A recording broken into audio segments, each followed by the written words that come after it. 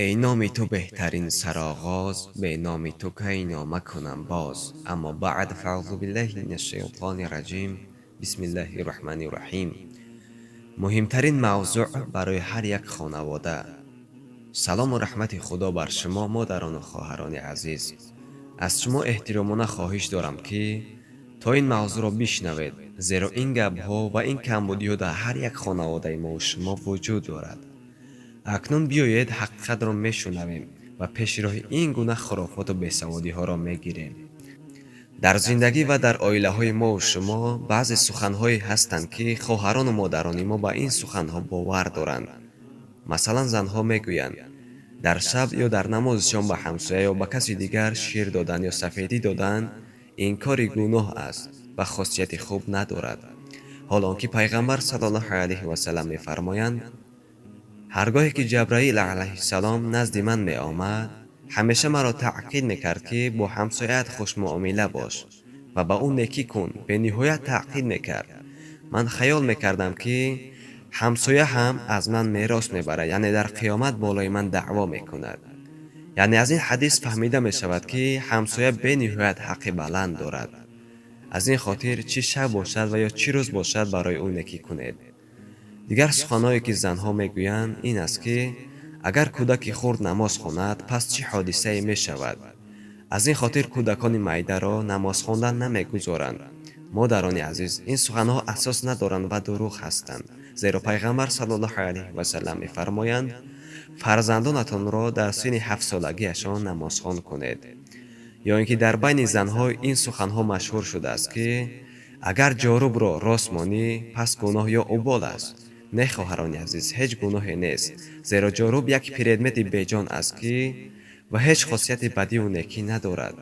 اکثریت زنها دیگر باشند چنین میگویند در سر راه خانه راست نایست، زیرا اوبال یا گناه است. یا اینکه وقتی که به همسایه شیر دهند پس در داخل کاسه شیر یک دانه گرگید را میپرتایند، یعنی گویا گناه است، حالان که خداوند در قرآن در سوره تغابن آیت 10 میفرمایند هر مصیبتی که بر شما میرسد و شما با آن مصیبت دچار میشوید پس این همه با اجازت و خواست پروردگار میآید و هر کسی که به خداوند باور داشته باشد پس خداوند راه راست را به دل او نشان میدهد. حتی در بین مردم چنین بیسوادی شده است که زنها میگویند که در شب از خانه کسی را نمک نده، زیرا برکت خانه می رود. ای مادران و خواهران عزیز، این سبسده های به معنی را از سرتان دور کنید. برعکس اگر تو شب یا روز باشد به کسی چیزی بدهی پس خداوند در عوض او به تو 700 میدهد و خاندانت با برکت می شود. حتی هستند کسانی که در نمازشان به کسی پول دادنی باشند اول پول را در زمین میمانند تا اینکه زمین گواه یعنی شاهد شود. باور کنید عزیزان، این همه دروغ و خرافات هست. یا اینکه بعضی گپ هایی هستند که میگویند که در روز چهارشنبه لباس شستن یا سر شستن درست نیست، حالان که پیغمبر صلی الله علیه و سلم میفرمایند خداوند پاک است و پاکان را دوست می‌دارد.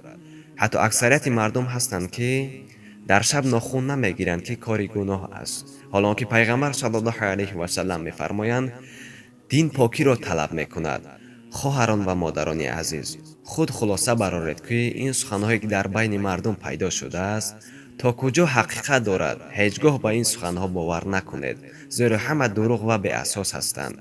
اگر کدام سخنی که به مانند همین باشد پس باور نکنید، زیرا تقدیر نیکی و بدی همه از جانب پروردگار است. ناخن گرفتن و سرشستن برای هر یک مسلمان هر روز سنت است و پاکی گروی سلامتی است. زنها و خواهران عزیز، چرا مردم مسلمان این جمله ها را استفاده میبرند؟ درباره بعض خطاگی های مردم مسلمان بیان میکنیم. وقتی که تقوا و عقیده سالم داشته باشیم پس هیچگاه ما را کسی گمراه نمیکند و به دام مکر و فریب نمیکشد.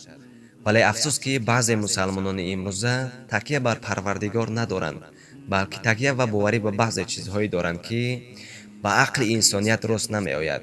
مثلا وقتی که یک فرزند از خانواده به خارج سفر کند پس پدر و مادر یا کلانسالان آنها دعای سفر داده میگویند سفر به خطر و خوجه خیز راهبر.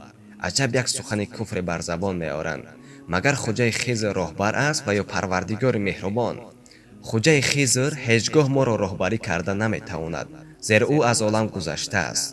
агар аз олам ҳам нагузашта бошад, пас ӯ мисли мову шумо махлуқ ҳаст.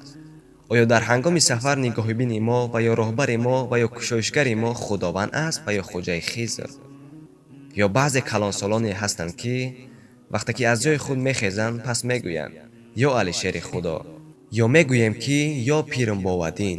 хато ҳаст нафароне ки вақте ки аз ҷои худ мехезанд ва ё кореро оғоз мекунанд, пас мегӯянд ки ё али мадад. сад афсӯс, ки даст дар сина мезанему қалбҳои сиёҳ дорем ва мусалмони нукзабон ҳастем. охир ин чӣ гуна мусалмонӣ ва чӣ гуна худопарастӣ аст?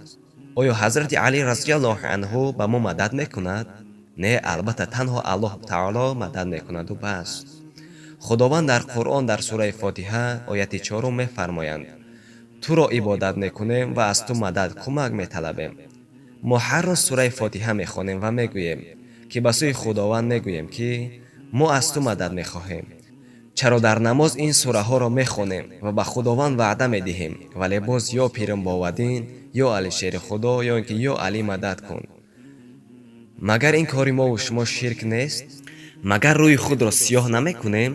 баъзе касоне вуҷуд доранд, ки дар андак кори мушкил қасам мехӯранд ва мегӯянд: ҳазрати амирҷон занам, ё ки нун кӯрум кунад ва ё ки шири песум кунад. мегӯянд: эй мардум, бедор шавем. охир ин чӣ гуна гумроҳӣ аст? рӯзе пайғамбар саллаллоҳу алайҳи васалам ба сӯи тамоми саҳобаҳо гуфт: оё калонтарин гуноҳро барои шумо хабар диҳам? саҳобаҳо гуфтанд: бале, хабар деҳ. пайғамбар саллаллоҳу алайҳи васалам гуфт: калонтарин гуноҳе, ки Аллоҳ ӯро намебахшад, ин ширк аст. ширк чист? ширк бовар накардан ба худованд ва ғайри номи ӯ қасам хӯрдан аст. хулоса ин чизе ки дар боло гуфтем, ин ҳама ширк ва гуноҳи нобахшиданист. ширк овардан ба Аллоҳ ду навъ аст, яъне ду намуд аст: ширки акбар ва ширки асғар. ширки акбар касеро ба ҳамроҳи Аллоҳ таоло ибодат, яъне парастиш кардан мебошад. хоҳ саг ё дарахт ё офтоб ё моҳтоб ё инсон бошад, мегӯяд Аллоҳ. Аллоҳ намебахшад касеро ки ба ӯ ширк, яъне шарик меорад. касе ки ба Аллоҳ шарик меорад ва мушрик бимирад, вай аз гурӯҳи дузахиён аст. дар ҳадиси саҳеҳ омадааст, ки расули худо саллаллоҳу алайҳи васалам гуфтааст: гуноҳи калонтарин ин ширк овардан ба Аллоҳ таоло ва нофармонии падару модар мебошад. ширки асғар худнишондиҳӣ дар амал мебошад. Аллоҳ таоло мегӯяд: касе ки умед дорад рӯбарӯ шуданро бо парвардигораш, дар қиёмат пас амале кунад, ки амалаш солеҳ бошад ва ширк наорад дар ибодати парвардигораш касеро. касе ки амал кунад амалеро ва ширк созад касеро ғайр аз ман дар амалаш, пас ӯ шахсест, ки ширк овардааст ба ман аз ӯ дур ҳастам. албатта ширк бузургтарин зулм мебошад. сураи Луқмон ояти 13. гуноҳи бузург будани ширк дар он аст, ки инсон агар бетавба вафот кунад, худованд ӯро намебахшад. инчунин бо далилҳои талаби шафоат ва ё васила, ҷустани эътиқод дар болои зикршуда низ иҷро карданаш раво набошад. зеро мушриконе ки ғайри худо парастиш мекарданд, далелҳои онҳо низ талаби шафоат ва василаи восита буд. чӣ тавре ки Аллоҳ таоло хабар медиҳад: барои он ибодат мекунем то моро буд, санг, маъбуди ботил ба Аллоҳ наздик кунад. сураи Az-Zumar ояти 3. далели дигар: ғайре аз Аллоҳ он чизе ки зарарро дур намекунад ва фоидаро ҷалб намекунад ибодат мекунед ва мегӯед, ки онҳо шафоаткунандаи моёнанд дар назди Аллоҳ. сураи Юнус ояти 18. назр ва қурбонӣ барои ғайри Аллоҳ ва яке аз намунаҳои ширк ба ғайри худо назру қурбонӣ кардан аст, ки иҷрои онро дар назди қабру мазорҳои солиҳон мушоҳида карда мешавад. қурбонӣ хуни ҷонвареро баровардан аст, хос барои худованд мебошад. далел барои ин фармудаи худованд аст: пас хос барои парвардигоратон намоз гузор ва барои ӯ қурбонӣ кун. сураи Ал-Кавсар ояти 2. чӣ гунае ки ба ғайри Аллоҳ саҷдаву намоз гузоштан ширк бошад, ҳамин тавр ба ғайри Аллоҳ қурбониву назр кардан низ ширк мебошад. аз ин ҷост ки расули акрам саллаллоҳу алайҳи васалам фармуданд: огоҳ бошед, ки қабрҳоро барои худ масҷид қарор надиҳед, ба дурустие ки ман шуморо аз ин кор манъ мекунам. ривояти имом Муслим. ширки асғар яъне хурд ба мисли ба ғайри худованд, пир, мазор, нон, дастархон қасам хӯрдан мебошад. ибни умар мардеро шунид ки ба каъбатуллоҳ қасам мехӯрд.